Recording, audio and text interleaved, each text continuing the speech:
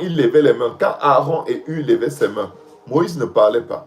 Sa prière, c'était cet acte prophétique. Lever les mains. C'est tout. Il fallait juste que ses mains soient levées. Moïse ne disait rien. Il n'y a aucun mot dans la Bible qui nous dit que Moïse a dit quelque chose.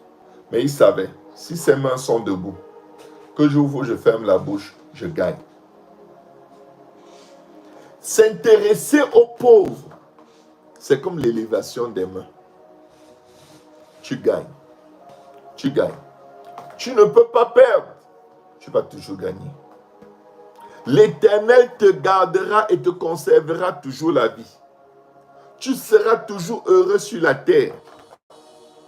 Et il ne te livrera pas au bon plaisir de tes ennemis. L'Éternel te soutiendra sur ton lit de douleur et te soulagera de toutes tes maladies. Est-ce que vous vous rendez compte? Parfois, quand vous passez par certaines épreuves, mettez juste les pendules à l'heure. Faites juste les bonnes choses autour de vous. Certains gens, la mort est déjà venue contre eux tellement de fois. La maladie, toutes sortes d'attaques, ils ne meurent pas. On fait tout. Tout le monde se dresse contre eux et ils continuent simplement de vivre et de briller, et de briller, et de briller, et de prospérer. Leur vie stresse l'ennemi.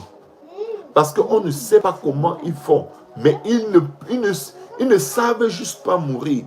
Ils ne savent juste pas qu'aller malade. Un problème ne sait juste pas comment faire pour rester longtemps dans leur vie.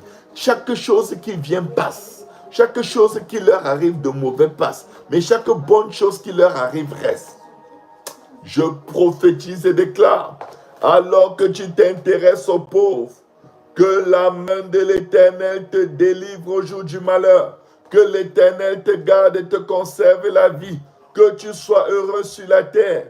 Et que ta vie ne soit point livrée au bon plaisir de tes ennemis. Que l'Éternel te soutienne sur ton lit de douleur et te soulage de toutes tes maladies, de toutes tes tribulations, au nom de Jésus.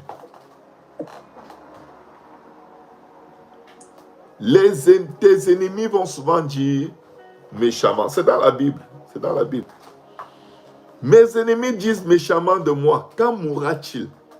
Quand périra son nom?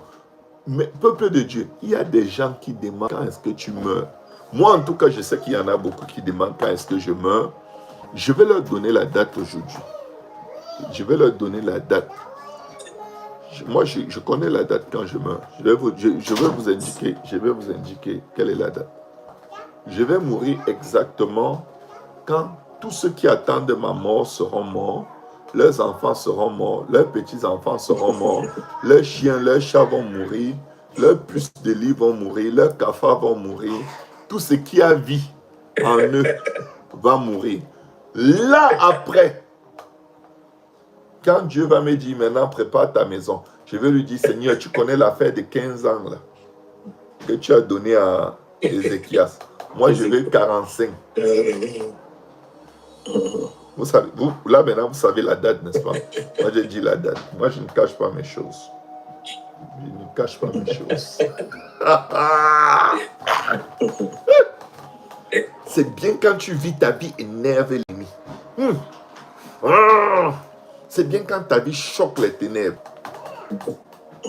Il faut être rempli de vie. Si ta vie n'agace pas Satan, tu n'es rien. Si ta vie n'agace pas le diable, c'est parce qu'il te domine. Et ce que je dis là, ça va arriver. Ça va arriver. Je vais aller au deuil de tous mes ennemis. Du moins, je vais être au courant. Vous savez, les endroits de deuil ont souvent trop de sorcellerie. Je n'aime pas aller là-bas. Mais je serai au courant qu'ils sont morts. Voilà.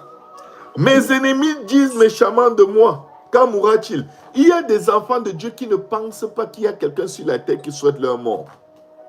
Même ton Dieu qui est au ciel te dit qu'il y a tes ennemis qui demandent quand est-ce que tu meurs.